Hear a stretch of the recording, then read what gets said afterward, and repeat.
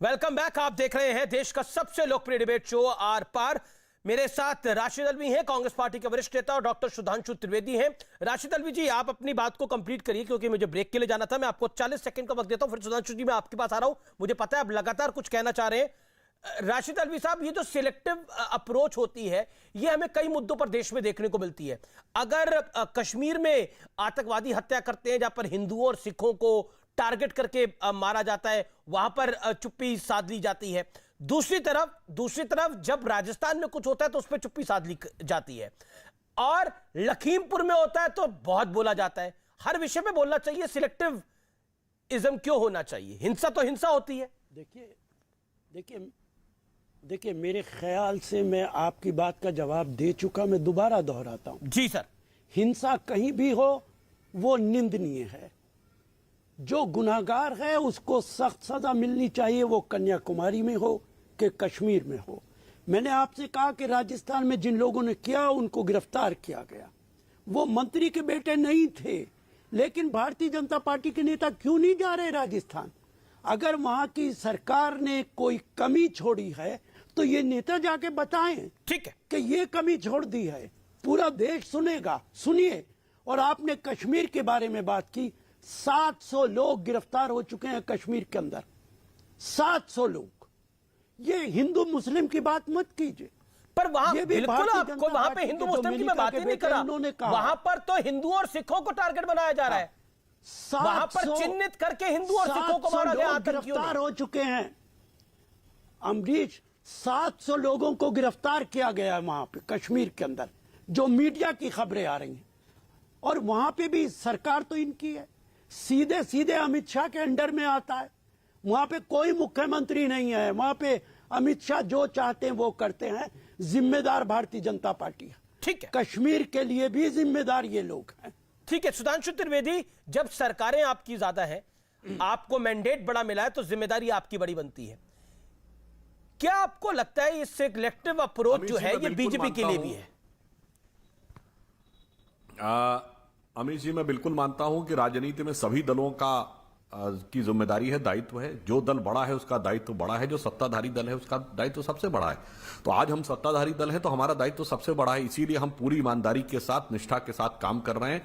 आप याद करिए, आप ही के चैनल में, आप ही को दिए गए इंटरव्यू में योगी आदित्यनाथ जी ने क्या कहा था? कोई व्यक्ति कितना भी बड़ा क्यों नहीं होगा, उसके खिलाफ पूरी कार्रवाई होगी। ये बताइए, किसी मंत्री के घर पर जाकर नोटिस चस्पा हुआ? मंत्री के बेटे की गिरफ्तारी में इतनी बड़ी रिमांड मांगी पुलिस ने, यह इस बात का प्रमाण है कि पद से अलग होकर सरकार ने काम किया। हां, अब मैं राशिद अल्वी साहब ने अपने लंबे वक्त में जो जो बातें बोली थी, मैं तेजी के साथ उन सबका उत्तर देता हूं।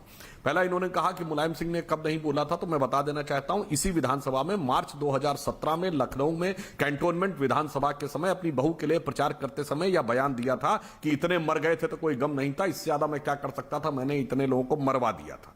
तो आप जाके उसको चेक कर लीजिएगा। दूसरी बात आपने कही कि राहुल गांधी ने क्या गलत कर दिया, और कश्मीर और कन्याकुमारी दोनों का आपने उल्लेख किया। बहुत सही आपने उल्लेख किया। राहुल गांधी ने यह गलत किया कि जिस किसान आंदोलन को लेकर बात चल रही है कि मंडी होनी चाहिए, मंडी नहीं होना काला कानून है, तो राहुल गांधी जी जिस राज्य से सांसद हैं, केरल, वहां एपीएमसी एक्ट नहीं है, वहां मंडी नहीं है, मगर वहां एक आंदोलन नहीं हो रहा है, ना एक बार बात उठाते हैं, और यहां दिल्ली में आके झंडा बुलंद करते हैं। यह है। और आपने जो कश्मीर की बात कही, तो वो भी मैं याद दिला देना चाहता हूं। यहां 9 दिन की पुलिस रिमांड के ऊपर तो आपको बड़ी तकलीफ हो रही है कि 9 दिन हो गए और अभी तक इस्तीफा क्यों नहीं दिया। अरे जनाब, जिस मामले में अभी तो जांच और विवेचना हो रही है, जहां सर्वोच्च न्यायालय ने निर्णय सुना दिया था, सब कुछ फाइनल, और यह कह दिया था rare of the rarest crime, ये वहां जजमेंट में शब्द लिखा है, संसद पे हमला, वहां निर्णय होने के बाद 7 साल फांसी नहीं हुई अफजल गुरु को, कि कश्मीर में आग लग जाएगी। यह आपका कमिटमेंट था अपराध के प्रति। और अगर भाजपा की लहर नहीं आती 2013 में, तो इनको यह कभी फांसी नहीं देते। और आपने कह दिया दक्षिण, तो राहुल गांधी जिस राज्य से सांसद हैं, अब यह मत कहिएगा कि याद नहीं, मार्च 2006 केरल की विधानसभा ने कोयंबटूर के हमलों, बम ब्लास्ट जो 1998 में हुआ, उसके मुख्य आरोपी अब्दुल नसीर मदनी के लिए सर्वसम्मत प्रस्ताव पारित किया कि उसे जेल से छोड़ दिया जाए। 117 के 117 विधायकों ने, जिसमें सारे कांग्रेस और कम्युनिस्ट शामिल थे। यह है कश्मीर से लेके कन्याकुमारी कन्याकुमारी तक आपका चरित्र, और मेरी बातों का जवाब नहीं मिला। चलिए छोड़िए कि 4 लोग जो लाठी से पीट कर मारे गए, आज तक कोई कांग्रेस के नेता नहीं बोला कि उनके खिलाफ हत्या का मुकदमा दर्ज होना चाहिए। चलिए आपने महाराष्ट्र का जवाब नहीं दिया, केरल का मैंने बोल दिया। पंजाब में तो आपकी सरकार है, प्रदेश अध्यक्ष अलग आता है और मुख्यमंत्री अलग आता है, मगर वहां कॉन्ट्रैक्ट फार्मिंग भी लागू है और उसमें किसान अगर उसका उल्लंघन करने का दोषी पाया जाए तो 5 साल के जेल की सजा है पंजाब के कानून में। इसका केंद्र से कोई लेना देना नहीं है। आज तक पंजाब की कैबिनेट ने बैठकर वह कानून हटाया नहीं। विदेश कंपनियां, प्राइवेट कंपनियां आके खा जाएंगी तो दुनिया की सबसे बड़ी प्राइवेट फूड की कंपनी नेस्ले नेहरू जी के जमाने से पंजाब में काम कर रही है और पेप्सी 1987 में राजीव गांधी के जमाने से काम कर रही है। क्यों नहीं निकाल बाहर किया? यह दर्शाता है कि खाने के दांत और हैं और दिखाने के दांत और हैं। और हिंसा के प्रति कैसा आग्रह, राशिद जी याद करिए, मोदी जी की बोटी बोटी काट डालूंगा, किसने बोला था? इमरान मसूद कांग्रेस में नहीं थे, सपा के आदमी थे। अगले दिन चुनाव प्रचार करने राहुल गांधी गए और उसके बाद कांग्रेस में शामिल करके उनको उपाध्यक्ष बना लिया। खैर वो अब छोड़ के चले गए, अलग बात है। और अफजल हम शर्मिंदा हैं, तेरे कातिल जिंदा हैं, किसके लिए कहा जा रहा था? कातिल मतलब सर्वोच्च न्यायालय। देश के टुकड़े करने वालों के साथ खड़े, मोदी जी के टुकड़े टुकड़े करने वालों को सम्मान से पार्टी में बुला के लाया। यहां पर लाठी से पीट पीट कर मारने वालों के लिए हत्या की कोई बात नहीं होनी चाहिए। कश्मीर और केरल दोनों का मैंने उदाहरण दे दिया कि आतंकवादियों के पक्ष में खुलकर खड़े। इसलिए मैं कह रहा हूं राशिद अल्वी साहब, आप एक भले समझदार आदमी हैं, अपनी पार्टी को समझाइए। जब इस चरित्र के साथ कांग्रेस कहती है नैतिकता की बात, तो हमें हिंदी की वो कहावत याद आती है, सूप बोले तो बोले और चलनी भी बोले जिसमें 100 छेद। राशिद अल्वी जवाब।